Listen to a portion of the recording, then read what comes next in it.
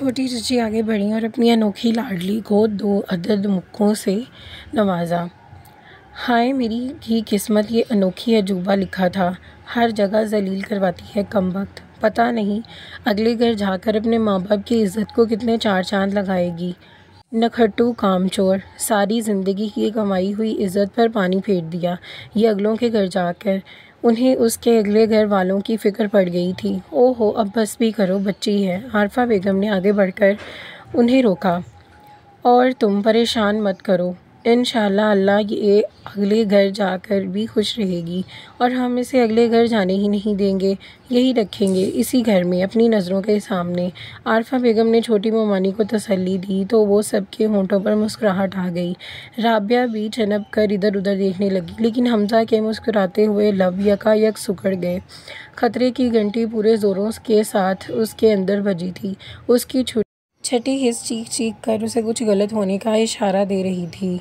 वो सोचने लगा कि आखिर किस तरह उन्हें ये गलत फहमी लाहक हो गई, मगर इस वक्त उसका दिमाग कुछ भी सोचने के काबिल नहीं था। और अगर अपने कहे पर उन्होंने अमल कर डाला तो इस तो के आगे तो एक खाई थी, तारीख थी और बस खला ही खला था। कम अज़ कम मुझे अम्मी को बता देना चाहिए अपने दिल की बात, वरना बहुत कुछ बुरा हो जाएगा। उसने सोचा, इस फैसले से कितनी ज़िंदगियां ख़राब होंगी, इसकी, रानिया की, राबिया की और तो और हारिस की भी। वो चुपके चुपके राबिया को पसंद करता था। इसने हारिस की आंखों में राबिया के लिए पसंदीदगी देख ली थी। सो चुपचाप खड़ा सारी सूरत हाल का जायज़ा लेता हुआ हर कोई अपने काम में दोबारा मसरूफ़ हो गया था, हत्ता कि रानिया भी। शायद मैंने ही बात का गलत मतलब निकाला है, उसने सोचा, मगर अपनी छठी हिस्स का गला गूंथ नहीं सकता था। सो चीख रहा था कि कुछ होने वाला है, कुछ गलत होने वाला है। आज छुट्टी का दिन था, कहीं जाने का उसका दिल नहीं चाह रहा था। वो छुट्टी का दिन अब भी फिर से घर पर ही गुजारता था। पहले तो राहील की वजह से वो फिर भी लोगों से मिलता जुलता था, मगर अब राहील ही नहीं था और मुदस्सिर तो खुद यहाँ कई रिश्तेदारियाँ बना कर चुका था। लिहाजा वो छुट्टी के दिन भी काफ़ी मसरूफ़ रहता था। नाश्ता करने के बाद उसने बर्तन धोकर रखे थे और फिर अपने बेडरूम में वापस चला गया। वो सोच रहा था कि आज का दिन किस तरह काटे। थोड़ी देर पहले ही उसने नेट भी कनेक्ट किया था, मगर उसका वो मखसूस ईमेल का बॉक्स खाली था। एक गहरी सांस लिए उसने कंप्यूटर शट डाउन कर दिया। फिर उसने टीवी लगा के लिया, लेकिन थोड़ी ही देर बाद उसका दिल अचट गया।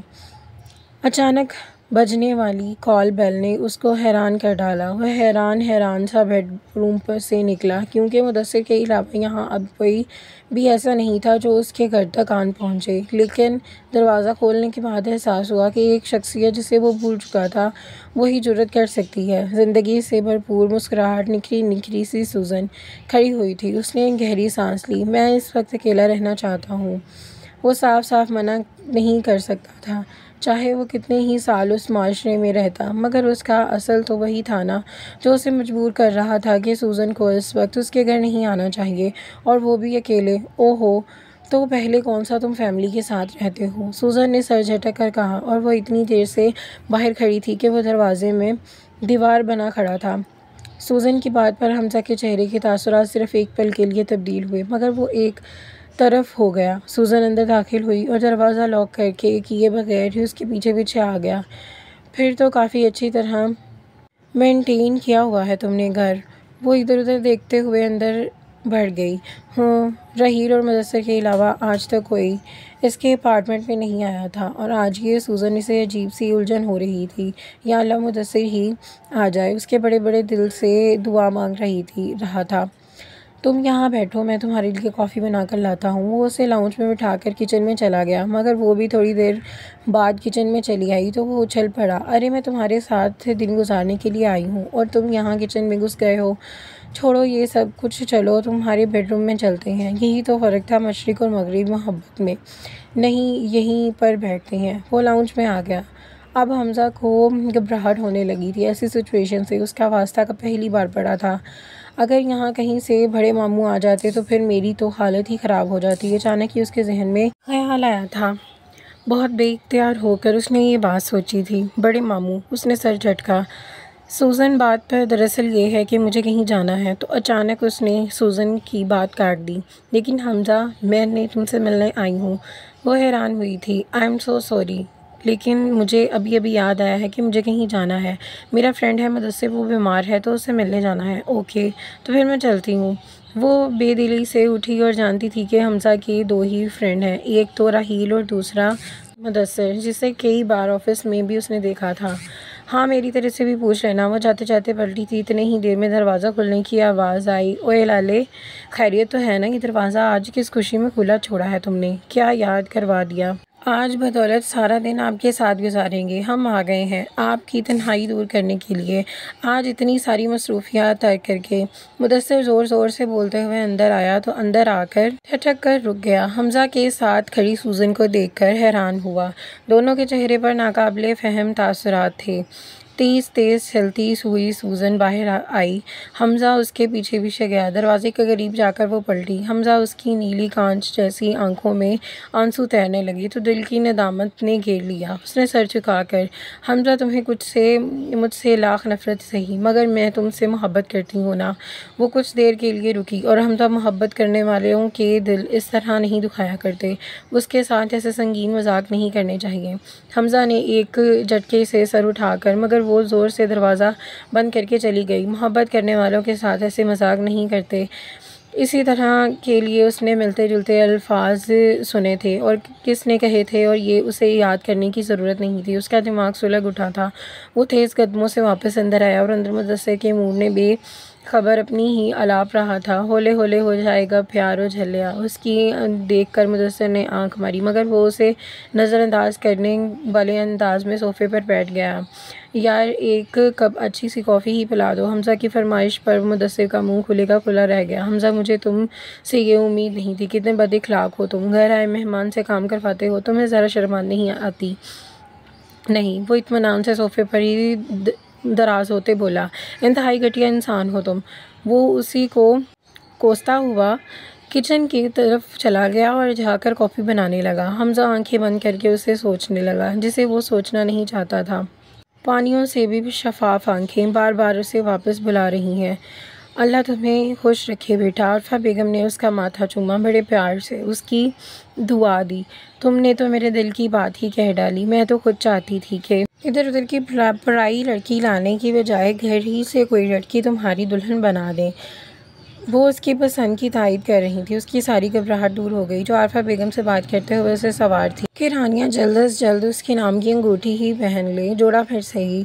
ओहो भई, जल्दी कहाँ की है? आरफा बेगम ने उसके सर पर चित लगाई। पहले अम्मी से बात करूँगी, फिर जाहिद भाई से बात करूँगी, और फिर जाहिद भाई तो वैसे भी आज शहर से बाहर जाने लगे हैं, 3-4 दिन तक वापस आएंगे। ठीक है अम्मी जान, जैसा आपको मुनासिब समझे, लेकिन देख लीजिएगा कहीं देर ना हो जाए। वो रानिया के लिए आने वाले इतने रिश्तों से बहुत सख्त परेशान था।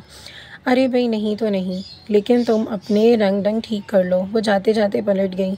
और कहीं टिक कर काम करो। जी अम्मी, कोशिश करूँगा। उसने खुशी खुशी हामी भर ली। अपने बेड पर लेटा हुआ था। कितनी ही देर आते रानिया के मुस्तकबिल के बारे में सोचता रहा। हल्की हल्की ठंडी हवा चल रही थी और आसमान से बादलों से ढका हुआ था, जो किसी भी लम्हे बरसने वाले थे। आज तो मौसम का मूड भी इस तरह का हुआ था। उसे तो हर चीज़ खिलखिलाती, हंसती में मुस्कुराती महसूस हो रही थी। आम का पेड़ भी अपने पत्तों समेत गोया महवरे रक्स हुआ था। हवा की दोष पर हिलते हुए गोया तालियां बजा बजा कर उसे खुश हो रहा था। कितनी ही देर वो हवा के नर्म झोंकों को अपने चेहरे पर गिरता महसूस कर रहा था। उसे लग रहा था आज उसके दिल से बड़े बामों और मुमानियों के ख़िलाफ़ फिर से भरा जो बुग़्ज़ था वो छट जाएगा। आज वो अपने आप को बड़ा हल्का महसूस कर रहा था। अम्माद और अदील बाहर सहन में खेल रहे थे। वो भी बाहर आ गया। आम का पेड़ नन्ही मुन्नी कैरियों से भरा हुआ था। आज घर में इतनी खामोशी थी। काफ़ी देर बाद उसे घर में छाप हुई खामोश महसूस हुई। सब घर वाले कहाँ हैं? उसने उन दोनों से पूछा। दादी, अम्मी, चाची और फूफो वगैरह सब किसी के घर गए हुए हैं और बाकी सब अंदर हैं। अम्माद ने उसे जवाब दिया। बाकी सब में बचता कौन था? तीनों बड़ी लड़कियों के अलावा मदीहा भी और हादिया और मदीहा भी मोहल्ले में किसी सहेली के घर गई हुई हैं। यानी अब अंदर रानिया, आयशा और राबिया थीं। क्योंकि वारिस और हारिस भी फैक्ट्री गए हुए थे। वो उन्हें खेलता हुआ छोड़कर तीनों के मुश्तरका कमरे की तरफ बढ़ गया। ओहो, कितनी बोर लड़कियां हो तुम, अंदर घुसी हो क्यों? बाहर क्या मिठाई बट रही है? राबिया ने झलकर पूछा। तो शायद बेइज्जती का ज़ख्म अभी अभी ताज़ा था। मिठाई तो नहीं बट रही, मगर मौसम ऐसा है कि पकौड़ों वगैरह के बारे में सोचा जा सकता है। चलो छोड़ो उसे। उसने रानिया के हाथ से रसाला अचक लिया। बाहर आओ, देखो ज़रा कैसा गज़ब का मौसम है। हाय, कितना प्यारा मौसम हो रहा है। इस मौसम में तो किचन में भी जाने को दिल नहीं चाह रहा। आयशा ने सहन में गोल गोल घूमते हुए कहा। राबिया ने तो झट से झूला संभाल लिया। तो फिर पकौड़े कौन बनाएगा? हमज़ा ने हैरान होकर पूछा। दिल ही दिल कर रहा था कि किचन में जाने को, तो क्या करें? रानिया ने अपने लहजे में हत्ता अलमकान बेचारगी समोई। तुम बना दो ना, राबिया ने झूले झूलते हुए ज़ोर से कहा। कौन? मैं? हमज़ा हैरानगी से दरियाफ्त किया। हाँ तुम, और कौन? यहाँ है। दिमाग ख़राब हो गया है तुम्हारा, मुझे कहाँ बनाने आते हैं। कोई बात नहीं, आ जाएंगे, तुम कोशिश तो करो। आयशा ने और भी राबिया की तायीद की और उसने मदद तलब निगाहों से रानिया को देखा, मगर वहाँ कमाल बेनियाजी का आलम था। दो पेड़ हुए किचन में चला गया, मगर 15 मिनट बाद ही हमज़ा तनफन किचन से बाहर आया और ऊपर छत पर चला गया। वो लोग उसे आवाज़ देती ही रह गईं। अरे उसे क्या हुआ? आयशा ने हैरत से उसके अंदाज का मुलाहिजा किया। राबिया को वहीं छोड़कर वो दोनों किचन में चली गईं और फिर उन्हें उसके रवैये की समझ आई। किचन की तमाम अलमारियों का सारा सामान शेल्फ पर पड़ा हुआ था। एक चूल्हे पर कढ़ाई में तेल कड़कड़ कर रहा था। एक प्लेट में पकौड़ों से मिलती जुलती चीज़ें पड़ी हुई थीं। एक बाउल में मैदे की लई बनी हुई थी और दूसरे में मकई के आटे की। दोनों में खूब दिल भर कर मिर्चें डाली गई थीं। आलू, प्याज और टमाटर स्लैब पर पड़े हुए थे। लगता है मोहतरम की नहीं समझ पाए कि बेसन कौन सा है, इसीलिए गुस्सा आ गया। रानिया को उसके गुस्से के करीब तरीन वजह में मालूम हो गई थी। अब वो जल्दी जल्दी पकौड़ों का अमेज़ा तैयार करने लगी। सबको उसके हिस्से के पकौड़े देकर हमसा के लिए प्लेट पकौड़े और इमली की चटनी रख कर वो छत पर चली गई। हवा की रफ्तार में तेज़ी आ गई तो कमर में आते बाल कैचर की गिरफ्त से आज़ाद होने लगे। रेड और वाइट टी शर्ट के साथ ब्लैक पैंट पहने हुए वो दीवार के साथ टेक लगाकर खड़ा था। हवा ने उसके सारे बाल बखेर दिए थे जो अब उसके माथे पर फैल रहे थे, उसे एक हैंडसम सी लुक दे रहे थे। एक बात तो बताओ, ये तुम छोटी छोटी बातों पर नाराज़ क्यों हो जाते हो? उसने रानिया को घूर कर देखा तो ऑरेंज और रेड कलर के सूट में बहुत दिलकश लग रही थी। वो वैसे भी ये दोनों के इस फेवरेट कलर थे। पता नहीं रानिया को भी तो पसंद नहीं थे, या वो महज उसकी वजह से ही ये रंग अक्सर ही पहनती थी। उसका गुस्सा कम होने लगा था। अच्छा भला मूड था, मगर सारा बेड़ा गर्क कर दिया तुम्हारे इस पकौड़ों की फरमाइश ने। उसने एक नज़र पलट डाली, प्लेट पर डाली थी। अच्छा चलो छोड़ो ना, ये रो बोल थोंस अपनी बेगम के लिए बचा कर रखो, उसी पर डालना। रानिया ने पलट कर दीवार पर रख दी और उसके बाद पर हमज़ा के लब मुस्कुराए। उसी पर तो डाल रहा हूँ। रानिया ने सपाट करके उसे देखा। तुम हद से ज़्यादा डीठ इंसान हो, तो मैं क्या कह सकती हूँ। और तुम हो के अपनी हाँकते लगते हो, तुम इस काबिल नहीं हो के। उसने हमेशा ही की तरह एक जुमला नामुकम्मल छोड़ दिया और वापस मुड़ गई। सुनो, वही तुम कह रहा हूँ। हमज़ा की हाथ का उसके हाथ में लहराता आंचल आ गया। मैंने अम्मी से बात कर ली है, वो राज़ी हो गई हैं और खुशी खुशी से। अम्मू उम्मीद है कि बाकी सब भी राज़ी हो जाएंगे। अगर तुम बारिश की मोटी मोटी बूंदें गिरना शुरू हो गई थीं। अगर तुम क्या कर दो। उसने अपना जुमला मुकम्मल किया तो रानिया वापस पलटी और पलट कर उठा कर नज़रें उसे देखा। अब नीचे ही आकर खाना, बारिश शुरू हो गई है, तुम नीचे आ जाओ। उसकी बात अनसुनी करते वो नीचे चली गई। मैंने तुमसे कुछ पूछा है? हमज़ा ने बेचैनी से पूछा। तो रानिया ने मुड़कर अपना पल्लू आहिस्ता से छुड़वाया। क्या तुम्हें मेरा जवाब जानने की ज़रूरत है? तुम्हें नहीं मालूम? वो तेज़ी से कहकर भाग गई और हमज़ा तेज़ बारिश में भीगने लगा। आज शायद चचा अकेले थे तो फैक्ट्री में, सो हम दोनों ने प्लान किया था कि मौके से फ़ायदा उठाकर इसलिए छुट्टी लेकर आए हैं। वलीद की आवाज़ नीचे से आ रही थी। नहीं, किसको बता रहा था, मगर उसके उठते ही कदमों की तेज़ आ गई। उसने एक खदशा लाहक हुआ। अरे मेरे हिस्से के पकौड़े कहाँ हैं? उसका खदशा दुरुस्त था। वलीद और हारिस को अपनी प्लेट पर हाथ साफ करते देखकर वो चिल्ला उठा, तुम्हारे पकोड़े गए मेरे पेट में। आखिर पकोड़ा भी वलीद ने दांत तले रखा और अपने मुंह में रख लिया तो हमज़ा का मुंह सदमे से खुले का खुला रह गया। जलीलो, वो दांत पीस कर रह गया। ठहरो ज़रा, अभी निकालता हूँ तुम्हारे पेट से। हमज़ा उसकी तरफ ख़तरनाक तेवर लिए लपका। वलीद और हारिस दोनों बिजली सी तेज़ी से भागने लगे और उसके पीछे उसकी शान में कसीदे पढ़ता हमज़ा। वो तीनों आम के पेड़ के गिर्द चक्कर लगा रहे थे। इससे पहले कि वो उन दोनों को देखकर पलटता, वलीद का पाँव फिसला और वो कीचड़ में चत हो गया और उसके पीछे आते हुए हारिस को भी खून खाम खा ही गिरना पड़ा। और हमज़ा तो पहले ही अपनी ब्रेकें फेल कर चुका था, लिहाजा वो तीनों एक दूसरे के ऊपर थे। मिट्टी में लथपथ हुए वो तीनों भूत लग रहे थे। हमज़ा ने उसके कीचड़ में ही कुश्ती शुरू कर दी थी, बिल्कुल छोटे बच्चों की तरह, और वो लड़ रहे थे और बरामदे में तमाशाई खड़े उनको देख रहे थे। वो लड़कियां हंस हंस कर बुरा हाल हो गया था। खुशियों भरे ये लम्हात कितने मुख्तसर थे ये उनको नहीं मालूम था, वरना वो इन लम्हात को खो जाने की खौफ से कभी खुश ना होते। पता नहीं उसे क्या होता जा रहा है, किसी काम में दिल नहीं लग रहा। इतना सरकश दिल तो कभी नहीं था। वो आंखें पानियों से लबरेज आंखें उसे मुसलसल डिस्टर्ब कर रही थीं। वो उनसे पीछा छुड़ाना चाहता था, मगर ये दिल बगावत पर उतर आया था, गद्दार हो चुका था। अम्मी मामू जान आ गए हैं ना, आप उनसे बात कर लें प्लीज़। आरफा बेगम जैसे ही किसी काम से कमरे में आई तो वो एकदम से उनके सामने आ गया। उफ़ मेरे खुदा, तुमने तो डरा ही दिया हमज़ा। उन्होंने एक ही हाथ से उसे पीछे किया। अभी तो आए हैं जाहिद भाई, और ये तुमने कितना गंद मचा रखा है। और साथ साथ उसका कमरा ठीक करने लगी। ओहो, ये आप किस काम में लग गई हैं। उसने उनके हाथ से अपने कपड़े लेकर एक तरफ फेंक दिए। आप छोड़ें, ये मैं कर लूँगा। हाँ, आप जैसे अभी जाएं। और उन्होंने उसे एक सख्त निगाह से नवाजा। सलीका सिर्फ लड़कियों का नहीं ज़रूरी, ये लड़कों पर भी होता है। उनकी बात पर वो हंस पड़ा और फिर उन्हें कंधे से पकड़कर लाड करने लगा। ओ मेरी प्यारी माँ जी, लड़कों को बड़ा सलीके की क्या ज़रूरत है। जब छोटे होते हुए तो माँ का सलीका काम आता है, और जब बड़े हो जाते हैं तो बीवी का सलीका और हुनर दिखाने की आ जाती है, और फिर भला हमें। हाँ, और जब बीवी मेके चली जाती है तो पीछे पूरा घर उलट पुलट करके रख देता है। ये बदसलीका लड़के। उन्होंने उसे कान से पकड़ा। ये दफ़ा तो फिर भी कुछ पर लागू नहीं होती, क्योंकि मेरी होने वाली बेगम तो मेरे मेका में ही रहती है और ससुराल भी। ओ जी, अभी रिश्ता भी तय नहीं हुआ और मेके और ससुराल पहले से बनाना शुरू कर दिया। हो गया बेटा जी, बड़े तेज़ होते जा रहे हो।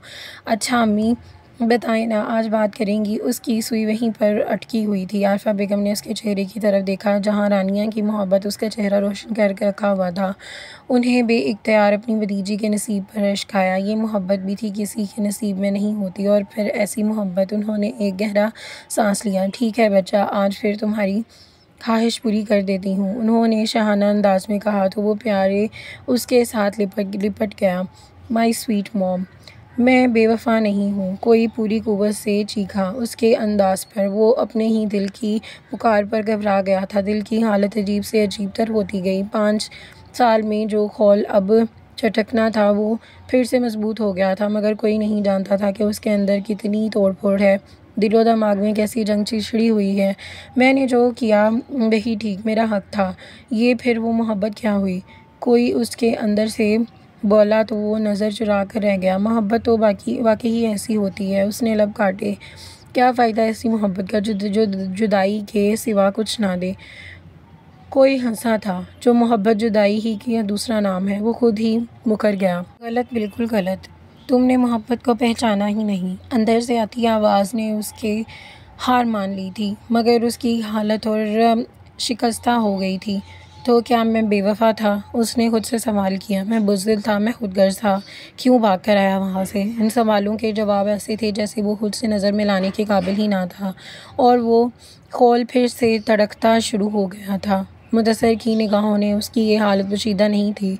आखिर वो उसके बचपन का दोस्त था, लेकिन वो उसे वक्त देना चाहता था। वो खुद फैसला करे, लेकिन वो ये दुआ ज़रूर करता था कि इसका ये दोस्त भी फैसला करे। कम से कम वो खुद ज़रूर मुतमईन हो। ये बात उसके हर रवैये से ज़ाहिर होती थी कि वो अपनी ज़िंदगी में एक अहम फ़ैसला अपनी कोताहियों की वजह से गलत कर बैठा है। लेकिन एक वक्त ऐसा भी था जो मुदस्सिर ने उसके हवाले से एक फ़ैसला किया था। उसे दोस्त की खुशियाँ अजीज़ थीं और बस यही काम था। रात का खाना घर के बड़ों के दादों के कमरे में एक अहम मीटिंग बुलाई गई। नौजवानों के कान खड़े हो गए, सो वो सब वहीं बरामदे में डेरा डालकर बैठ गए। बज़ाहिर गप्पे हाँक रहे थे, मगर सबके कान अंदर की तरफ थे, जहाँ से बहुत कोशिश की बावजूद भी आवाज़ सुनाई नहीं दे रही थी। हमज़ा सबसे छुप कर घर के पीछे बने हुए बरामदे की तरफ चला गया था। यहाँ पर नानों के कमरे की एक खिड़की खुली हुई थी। अंदर खामोशी छाई हुई थी। बेगम की आवाज़ आ रही थी, भाई साहब, हमज़ा जैसा भी है आपके सामने है, आपके ज़ेरे साया परवरिश पाया है, आप उसे अच्छी तरह जानते हैं। मैं मानती हूँ कि उसकी तबीयत में लापरवाही है, मगर जब ज़िम्मेदारी सर पर पड़ेगी तो खुद ही सीधा हो जाएगा। मैं आपके सामने झोली फैलाती हूँ, रानिया को मेरी बेटी बना दें। उसके बाद खामोशी का तवील अरसा हुआ। भाई साहब, कुछ भी फ़ैसला करने से पहले ये ज़रूर सोच लीजिएगा कि हमज़ा की मर्ज़ी भी शामिल है। एक दफ़ा फिर खामोशी का एक दौर आया, मगर कदरे मुख्तसर। आरफा, तुम मेरी बहन हो। मामू की ठहरी ठहरी आवाज़ सुनाई, सपाट आवाज़। हमज़ा के रीढ़ की हड्डी सनसना सी गई। किसी अनहोनी का एहसास होने लगा। मगर तुम ये कैसे सोच सकती हो कि कोई बाप अपनी लाडली बेटी का रिश्ता हमज़ा जैसे इंसान को दे सकता है, जिसकी वजह ना सिर्फ सुबह का पता और ना ही रात का, जैसे अपने मुस्तकबिल की कोई फ़िक्र नहीं है, जिसकी नज़दीक ज़िंदगी सरासर एक मजाक है, वो कैसे कोई ज़िम्मेदारी उठा सकता है। बड़े मामू के अफसोस में डूबी आवाज़ हमज़ा के, और वो अपने पैरों पर खड़ा नहीं रह सका। उसने तसव्वुर भी आंग नहीं किया था कि आंग से अपनी माँ का बोझ झुका सर देखेगा। ज़मीन और आसमान, एक कायनात, जैसे सब कुछ हवा में तहलील हो गया हो। उसके जहन में एक फ़िक्रे की बाज़गश्त थी। तुमने सोच भी कैसे लिया? वाकई मामू ने सही कह रहे हैं, ये सोच भी कैसे लिया? वो लड़खड़ाते हुए कदमों से अपने कमरे की तरफ चला गया। मैं जो उनके टुकड़ों पर पल रहा हूँ, मैंने ये सोच भी कैसे लिया उनके बराबर आ सकूँगा, उनकी लाडली बेटी से शादी कर सकूँगा। उफ़, मुझे शर्म से डूब मरना चाहिए। हमज़ा, तुम्हें शर्म से मर जाना चाहिए। एहसान फरामोश, ये सिला दिया तुमने उन लोगों के एहसान का। कमरे के तमाम चीज़ों से पटका रही थी और उसे लान तान कर रही थी। उसने कहका लगाया और वो एक चीज़ को देख रहा था, मगर वो उसे चुप नहीं करवा सकता था। उसे लगा कि जैसे उसका दिमाग रग फट जाएगी। वो एक झटके से उठा और तेज़ी से बाहर निकल गया। बरामदे में खुशगपियों में मसरूफ़ रानिया ने ठटक कर उसे देखा और उसकी हालत को नोट किया। आरफा बेगम का झुका हुआ सर देखकर जाहिद के चेहरे पर मुस्कुराहट आई। बाकी सब भी हैरत भरी नज़रों से उन्हें देखने लगे। आखिर इतनी संगीन सिचुएशन में उनके चेहरे पर मुस्कुराहट क्यों कर आई? और अभी उन्होंने इनकार के शाख से नहीं निकले थे। वो सब तो उन्हीं की तरफ से इस रिश्ते को तय ही समझ रहे थे, लेकिन जाहिद साहब का रद्द अमल उन सब को हैरान कर गया था। जाहिद साहब अपनी जगह से उठे, आरफा के सर पर हाथ रखा, लेकिन आरफा बेगम ने अपना सर उठाकर उन्हें देखा। उनकी कोई में कम से कम मेरा शुमार नहीं है। मुझे बहुत गुस्सा आ रहा है। तुमने आखिर मेरे सामने इस तरह झोली क्यों फैलाई? तुमने मुझे शर्मिंदा कर दिया आरफा। उनकी बातें आरफा बेगम समेत सबके सर के ऊपर से गुजर रही थी। आखिर तुम कहना क्या चाहती हो? खुलकर कहो। अम्मा जी, मैं आरफा से पूछना चाहता हूँ कि क्या अभी तक हम पर एतमाद नहीं है? तुम्हारा हमारी औलाद पर हमसे ज़्यादा हक है, इस घर पर हक है। तुम हमारी जिस बच्ची पर भी हाथ रखोगी वो तुम्हारी हो जाएगी। और रही बात हमज़ा की, तो वो घर का ही बच्चा है। थोड़ी बहुत खराबियां तो हैं, सब में ही होती हैं। और फिर तुमने खुद ही कह दिया कि जब सर पर पड़ेगी तो खुद ही सीधा हो जाएगा, और अगर ना भी हुआ तो सब है ना उसकी गलतियां सुधारने के लिए। मैं तो इसलिए उस पर इतना सख्तियां करता हूँ कि कहीं उसकी शख्सियत में कोई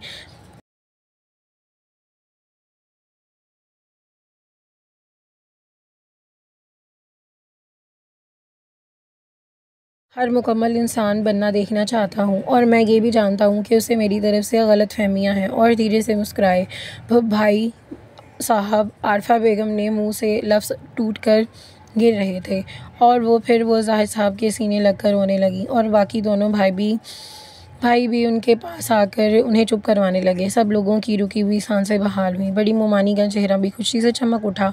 उनकी बेटी हमेशा के लिए उनकी निगाहों के सामने रहने वाली थी। उससे ज़्यादा खुशी की बात क्या होगी एक माँ के लिए। ओहो आरफा, अब चुप भी करो। दादो अपनी बेटी के रोने धोने से झुंझला गई थी। अम्मा जी, क्या ही अच्छा हुआ अगर इस मौके पर हम वलीद हारिस के बारे में भी कुछ सोच लें। मेरी मामी ने मुस्कुराते हुए कहा, अरे बहू, उनके बारे में अब क्या फ़ैसला करें? वलीद और आयशा, हारिस और राबिया का रिश्ता तय समझो। उन्होंने फ़ौरन अभी रिश्ते तय कर दिए। तुम लोगों को कोई एतराज़ तो नहीं है? उन्होंने दोनों छोटी बहुओं से तरफ देख कर पूछा। अम्मा जी, एतराज़ का तो सवाल ही पैदा नहीं होता, ये तो खुशी की बात है। उन दोनों की भी आमादगी और खुशी ज़ाहिर हुई।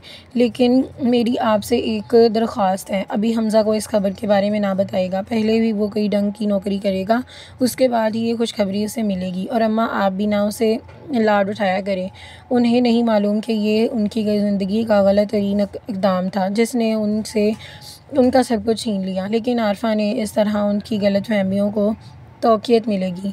ज़ाहद साहब का शुमार उन मर्दों में होता था जो घर के हालात की पूरी तरह से खबर रखते थे, हत्ता कि हमज़ा अपने ख़यालात से भी वाकिफ़ थे। कौन सी गलत फहमियाँ भाई साहब? आरफा बेगम ने उलझ कर उनकी तरफ देखा। हमज़ा को भला कौन सी गलत फहमियाँ हो सकती हैं, और वो तो आपके ख़िलाफ़। उनकी समझ में ये बात नहीं आ रही थी, मगर ज़ाहिद साहब तो ज़माने परख चुके थे, लिहाजा उन्हें हमज़ा के रवैये समझ आते थे। उनका ख़याल था कि सुज़न आज छुट्टी लेकर आएगी या फिर उसके बात ही नहीं करेगी, क्योंकि कल जो उसने उसके साथ सलूक किया था वो काफ़ी देर ज़्यादा बुरा था। वो लंच टाइम पर उसकी टेबल पर मौजूद थी। रेड कलर उस पर बहुत सूट कर रहा था और उसकी तारीफ़ करना चाहता था, मगर फिर भी चुप रहा। पता नहीं वो क्या समझ रही जाएगी। हेलो हमज़ा, कैसे हो? वो उसके सामने बैठ गई। फ़ाइन, आज बहुत हैंडसम लग रहे हो, वो सोच रहा था। और यहाँ पर हमारे किस्त का इख्तिताम होता है। इंशाल्लाह मिलते हैं नेक्स्ट वीडियो में। दुआओं में याद रखिएगा। अल्लाह हाफ़िज़।